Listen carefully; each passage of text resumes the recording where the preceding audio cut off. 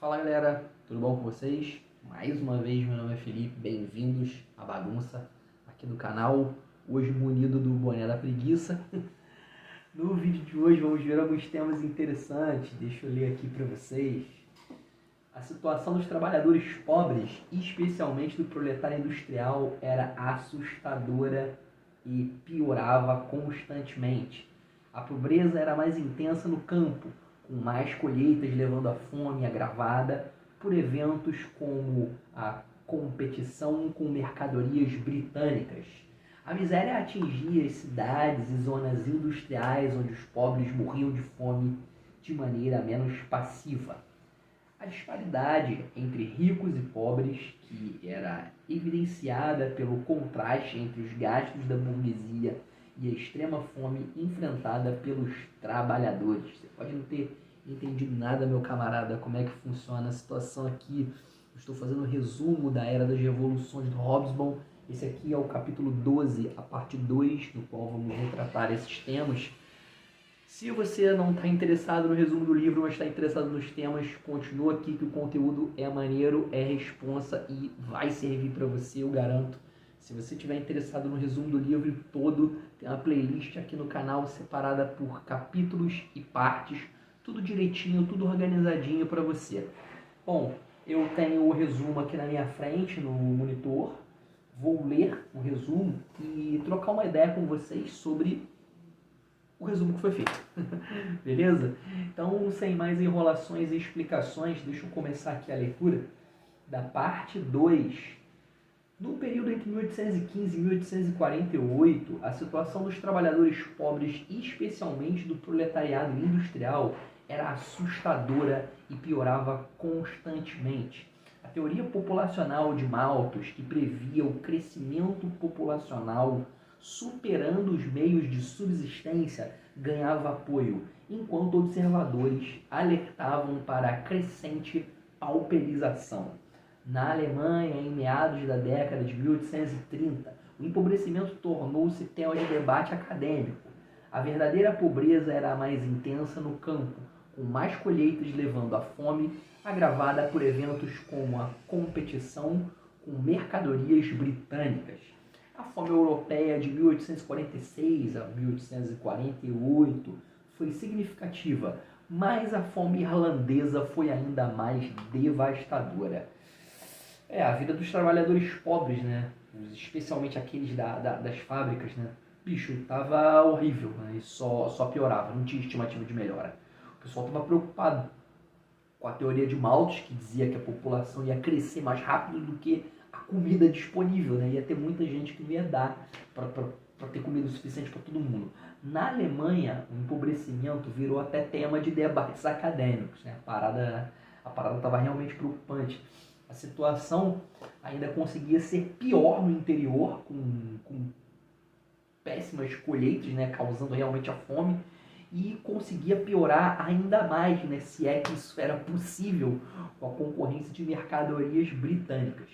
De 1846 a 48, né, teve uma fome na Europa sinistra, e a Irlanda foi ainda a mais prejudicada. A Irlanda foi a que mais sofreu com esse surto de fome.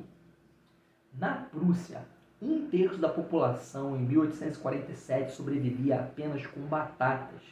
Em aldeias empobrecidas na Alemanha Central, as pessoas estavam acostumadas com uma dieta escassa, mas durante a fome precisavam aprender a consumir feijão e mingau.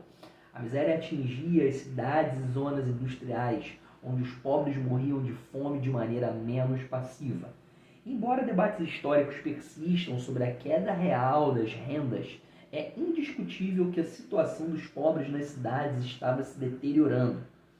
A disparidade entre ricos e pobres aumentava, evidenciada pelo contraste entre gastos extravagantes da baronesa de Rothschild e a extrema fome enfrentada pelas mulheres de Rochdale em 1842. O período culminou na Revolução de 1848 como uma resposta quase compulsória à miséria universal e aparentemente sem esperança dos pobres. Na Prússia, né, lá por 1847, um terço das pessoas sobrevivia basicamente só de batata, só comeu batata. Em algumas vilas pobres da Alemanha, a galera já estava acostumada com comida bem limitada, só que quando a fome bateu real, eles tiveram que aprender a comer feijão e mingau também, né? A situação estava feia nas cidades de áreas industriais, onde os pobres eles realmente estavam morrendo de fome, a parada tava braba, né? A diferença entre os ricos e os pobres estava aumentando cada vez mais, né? Mostrado, por exemplo, pelo contraste, né, entre os luxos da baronesa de Rothschild, que tinha propriedades, joias extravagantes, né, roupas elegantes, né, e coleções de arte, e a miséria extrema vivida pelas mulheres de Rockdale. Isso tudo explodiu na Revolução de 1848, como uma reação quase que automática à miséria total, sem esperança nenhuma dos pobres. Né? A situação deles, como eu disse aqui, só piorava. Né? A gente pensa, pô, não dá pra piorar não. Dá, piora mais. A Europa testemunhou uma deterioração generalizada em várias partes do continente. A expansão rápida e inesperada, combinada com a incapacidade das instituições urbanas e dos serviços sociais em acompanhar esse crescimento, contribuiu para esse cenário. A partir de 1815, os salários começaram a diminuir e a produção e transporte de alimentos declinaram em muitas grandes cidades até a era da Estrada de Ferro.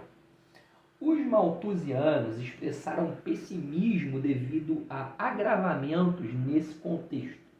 Além disso, a mudança na dieta alimentar do homem pré-industrial para a mais austera do industrial e urbanizado resultou em condições de alimentação e saúde precárias.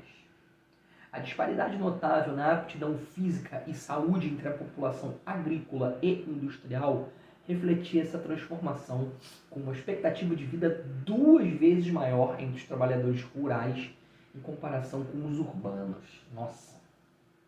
Basicamente, na Europa, lá por 1815, a população cresceu muito rápido e as cidades não conseguiram lidar com esse crescimento, né? E a vida, mais uma vez, piorou, conseguiu piorar mais. Os salários diminuíram, a produção de comida caiu e as pessoas nas cidades elas tinham uma vida mais difícil do que no campo. Né? Além disso, a mudança de alimentação das pessoas de mais farta no campo para mais simples nas cidades deixou a galera nas áreas urbanas mais doente e com menos saúde. A diferença da qualidade de vida de quem morava no campo e na cidade era muito grande, cara. Era muito sinistro, né? Os trabalhadores rurais vivendo basicamente o dobro da galera das cidades. A parada nas cidades estava muito insalubre. Muito. A introdução do vapor no trabalho no final do século anterior trouxe novos desafios como doenças pulmonares causadas por partículas de aço e pó. A população deslocada pela mudança econômica muitas vezes enfrentou desemprego e pobreza.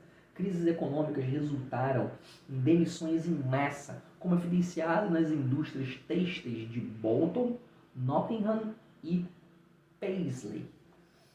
Além disso, a Revolução Industrial marginalizou artesãos pré-industriais e trabalhadores qualificados, transformando muitos independentes da máquina e do mercado. Esse processo levou à criação de uma classe de desclassificados, empobrecidos e famintos, como os tecelões manuais que enfrentaram miséria nas décadas de 1820 e 1830. A situação desses trabalhadores, que anteriormente eram independentes, se tornou um ponto focal de preocupação, desencadeando movimentos como o cartismo na Grã-Bretanha, que, apesar de suas tentativas, falharam devido a fraquezas políticas. E, em meio a essa turbulência, comunidades como a dos tecelões de Dunfermline e Norwich desintegraram-se na década de 1830.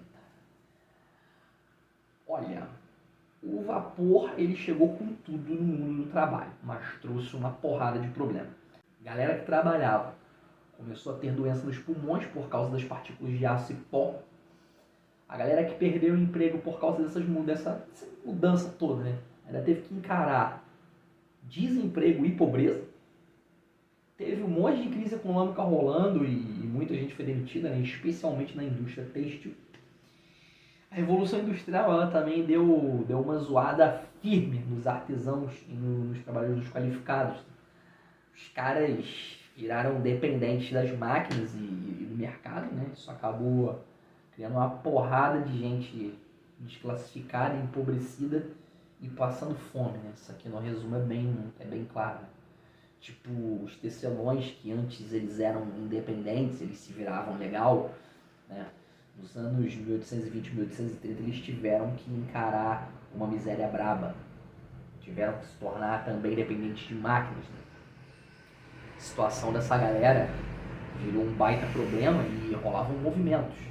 Como diz no resumo, o cartismo da Grã-Bretanha, né? Eles tentaram dar um jeito, mas não conseguiram por causa de política. A parada era muito desorganizada, né? No meio dessa confusão toda, algumas comunidades elas acabaram simplesmente desmoronando, cara.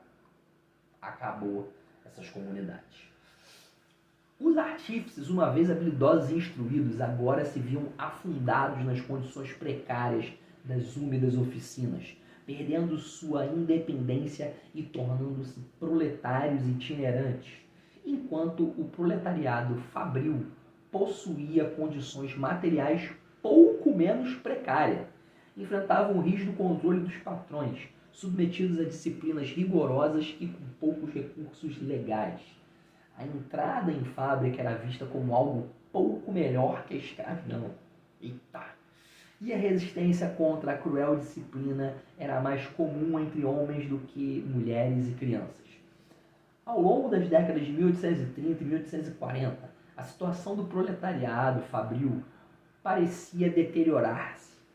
A percepção geral era de exploração pelos ricos, enquanto os pobres sofriam e empobreciam ainda mais. Ainda mais. Os artífices eles estavam se dando mal nas oficinas úmidas e bem ruins, né? Perderam a sua liberdade e acabaram virando, né, meio que nômades do trabalho. Eles pegavam um trabalhinho aqui, aí iam para outro canto, pegavam outro trabalho, estava complicado para eles, né? Já os operários das fábricas, né, embora eles tivessem condições um pouquinho melhores, né, menos destruídos, né, eles sofriam bastante na mão dos chefes, que controlava basicamente a vida deles de forma rígida, né, e eles tinham pouquíssimos direitos, né. Entrar numa fábrica era praticamente virar um escravo, e a galera que lutava mais contra isso eram especialmente os homens, né? As mulheres e as crianças não tinham tanta voz, tanta força para poder lutar contra a supressão dos patrões. Entre 1830 e 40, né, as coisas continuaram a piorar para os trabalhadores das fábricas. E, geralmente a sensação era de ser explorado pelos ricos, né, enquanto os pobres eles só se ferravam e conseguiam a proeza de ficar mais pobres ainda. A gente acha que é o fundo do poço, a gente vê que tem mais fundo do poço ainda, que o poço não é fundo o suficiente. A sociedade burguesa era considerada cruel, injusta e desumana. A ideia de que os ricos se beneficiavam às custas dos pobres prevalecia. Jornais como Lancashire Cooperator refletiam a indignação, destacando a produção de riqueza pelos trabalhadores e a disparidade entre os que trabalhavam e os que enriquecem sem produzir. A desigualdade social gerava críticas, alimentando um sentimento de injustiça entre a classe trabalhadora. A galera achava que a sociedade burguesa era desumana. A ideia era que os ricos se davam bem à custa dos pobres, né? Hoje e sempre não tão amém assim. Os jornais, como diz aqui, né, como o Lancashire Cooperator, eles explanavam essas injustiças e davam moral para essa revolta, né? Mostrando como os trabalhadores quase se matavam de trabalhar na produção de riqueza, enquanto uns poucos se enriqueciam sem suar à custa desses trabalhos dessa galera, né? A desigualdade social era gigante Isso gerava um monte de críticas, né? Deixando a galera trabalhadora com um baita sentimento de injustiça. Bom, pontos mais importantes do nosso resumo de hoje. A situação dos trabalhadores pobres, especialmente do proletariado industrial, era assustadora e piorava constantemente entre 1815 e 1848. A maior miséria atingia as cidades e zonas industriais, onde os pobres morriam de fome. A Europa testemunhou uma deterioração generalizada em várias partes do continente. A partir de 1815, os salários começaram a diminuir e a produção e transporte de alimentos declinaram em muitas grandes cidades até a era da estrada de ferro. A introdução do vapor no trabalho trouxe novos desafios, como doenças pulmonares causadas por aço e o pó. A Revolução Industrial marginalizou artesãos pré-industriais e trabalhadores qualificados, transformando muitos em dependentes da máquina e do mercado. A situação dos trabalhadores desclassificados, empobrecidos e famintos se tornou um ponto focal de preocupação. Os artífices, uma vez habilidosos, agora se viam afundados nas condições precárias das úmidas oficinas, perdendo sua independência e se tornando proletários itinerantes. O proletário fabril enfrentava um rígido controle dos patrões, submetendo-se a disciplinas rigorosas e com poucos recursos legais. A percepção geral era de exploração pelos ricos, enquanto os pobres sofriam e empobreciam ainda mais. A sociedade burguesa era considerada cruel, injusta e desumana. A desigualdade social gerava críticas, alimentando o sentimento de injustiça entre a classe trabalhadora. Galera, no vídeo passado eu falei para vocês que esse capítulo era o capítulo hardcore, que esse capítulo era o que mostrava o quanto o trabalhador da fábrica sofreu. E para quem está acompanhando, realmente está vendo que os caras, eles, assim, quando a gente acha que o fundo do poço chegou, tem mais problema e tem mais dificuldade, tem mais desigualdade. Estão curtindo o resumo, estão curtindo o conteúdo, se inscreve aí no canal, ativa o sininho para receber novas notificações. Quase todo dia eu estou postando ou novas partes de resumo ou questões para poder estudar em cima das questões para a galera que vai se preparar para concurso, vestibular. Tá tudo em playlists aí do canal, é só conferir, beleza? Tô partindo, não sei o horário que vocês estão vendo esse vídeo aqui, é de madrugada, foi o horário que eu consegui gravar. E eu vou ficando por aqui e até a próxima. Valeu, falou, bons estudos para vocês. Fui.